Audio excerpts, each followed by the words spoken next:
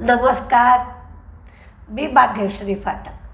Market आणि मी हा सोप्या मराठीतून शेअर मार्केट समजावून सांगण्याचा माझा एक उपक्रम आहे. आज ट्रम्प राष्ट्राला उद्देशून भाषण करणार होते, राष्ट्राला संदेश देणार होते. भारतीय वेळेप्रमाणे सकाळी 7 वाजता हे भाषण सुरू होणार होतं.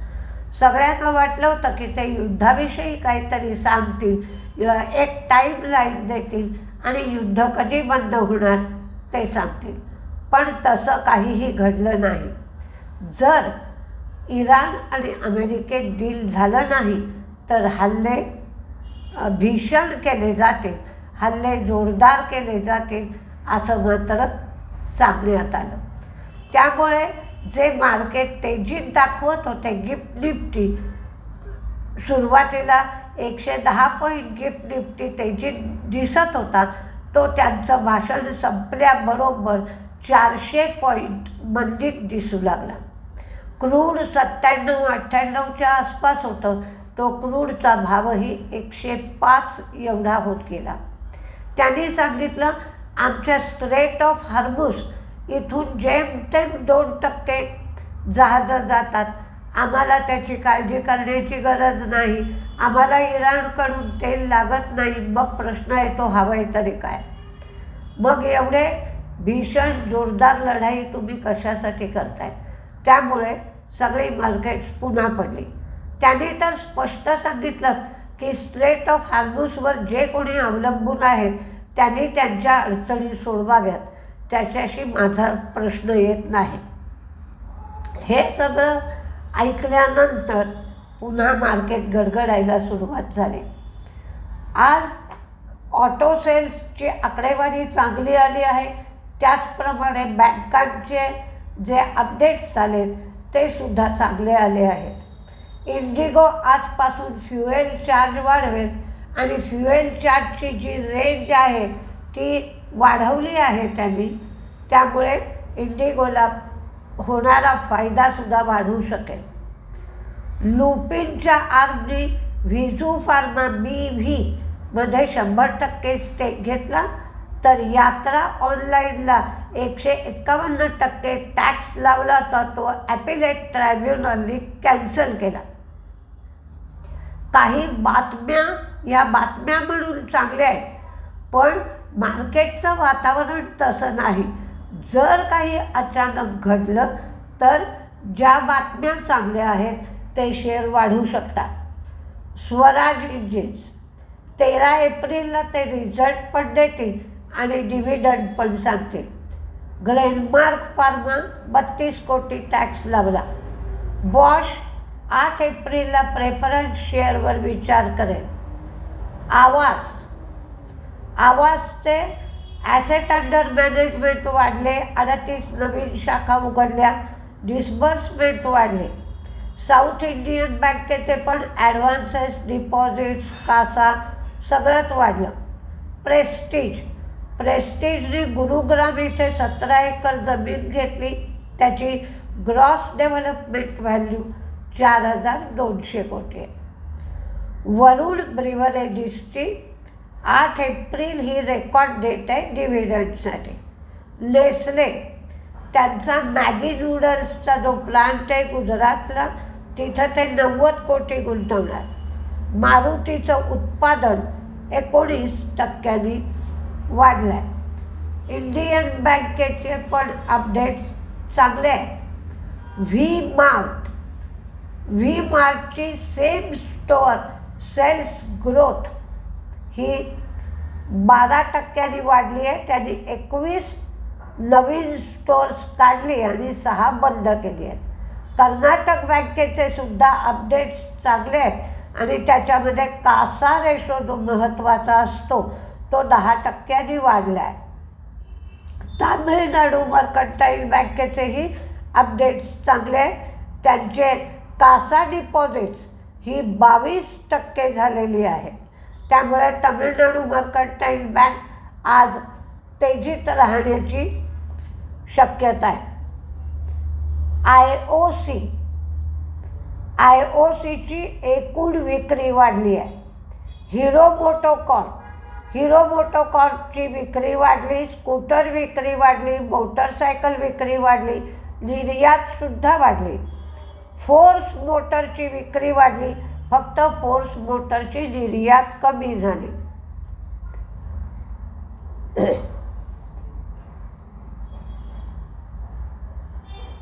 ग्लेनमार्क फार्मा अमेरिकेमध्ये रियालिटर्स औषधाची एंड टू एंड कमर्शियलायझेशन करायचं आणि डिस्ट्रीब्युशन करायचं ह्या गोष्टी करेल. टी व्ही एस मोटरची सुद्धा 2 व्हीलर 3 व्हीलर इलेक्ट्रिक व्हेकल सगळ्याची विक्री वाढली आहे. MM4Gच्या CFOनी राजीनामा दिला. बन्सल वायरचीही विक्री वाढली आहे. पेस डिजिटेक यांना 495 कोटीची ऑर्डर NTPCकडून मिळाली.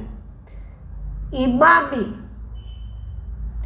एक्झिओम आयुर्वेद प्रायव्हेट लिमिटेडमध्ये त्यांचा आधी 36% स्टेक होताच आणखीन 36.7% स्टेक ते घेणार आणि एकंदर स्टेक 73% होईल आणि त्याच्यासाठी त्यांनी करार केला.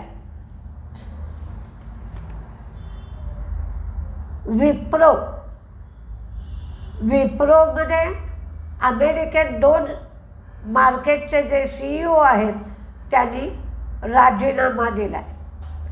टिळकनगर मेन्शन हाऊस ब्रँडची विक्री 10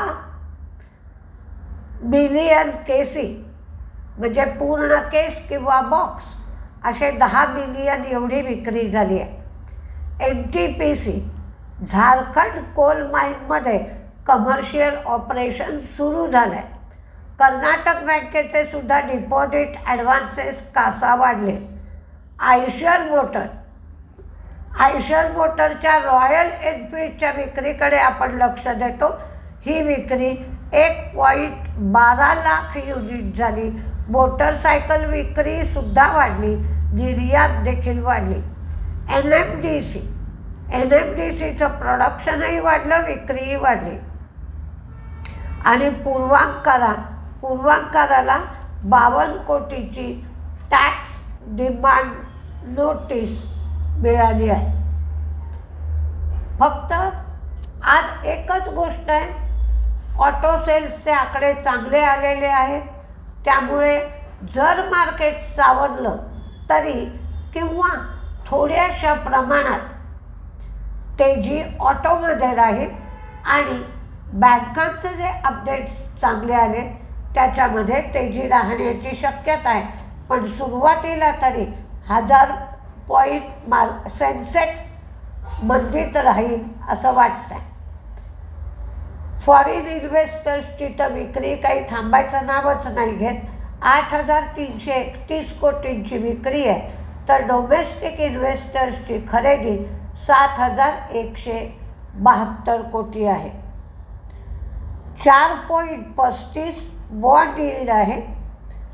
106 क्रूड व्हायला आला आहे आणि डॉलर इंडेक्स 99.84 एवढं आहे. म्हणजे खरंच काल जे मार्केट तेजीत होतं ते एप्रिल फुल करणारच होतं असं वाटतं. तेजीचे शेअर दिले पण मार्केट सावरलं तर पाहूया. एक गोष्ट मात्र लक्षात घ्या, NHPC आणि SJVN यांच्यातून जी पॉवर तयार होते हायड्रो पॉवर, त्याचं सरकारबरोबर परचेस ॲग्रीमेंट झालेलं असतं. पॉवर परचेस ॲग्रीमेंट, त्यांना किती पैसे मिळणार हे ठरलेले असतात. त्यामुळे असे शेअर जर गोळा केले तर त्याच्यात लॉस होण्याची शक्यता कमी असते.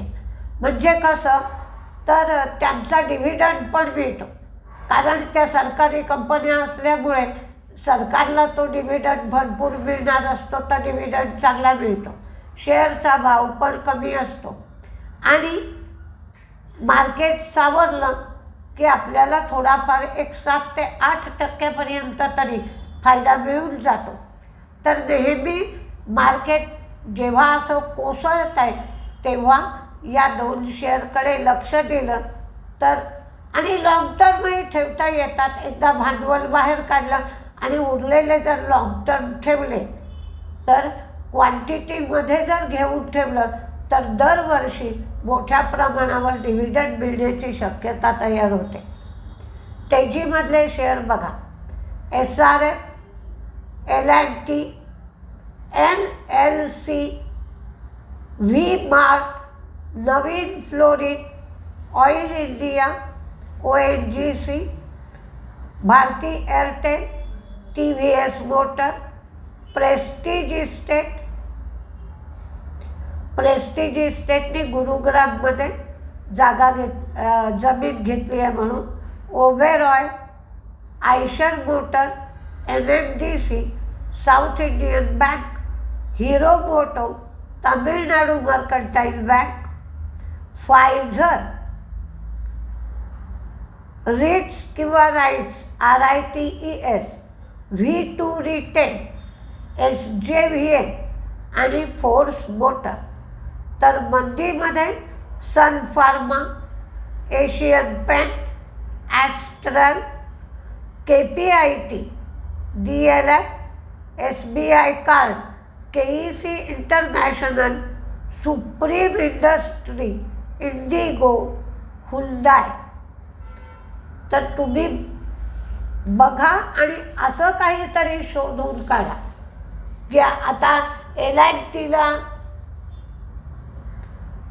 सगळ्या गल्फ कंट्रीजमधून ऑर्डर मिळतात.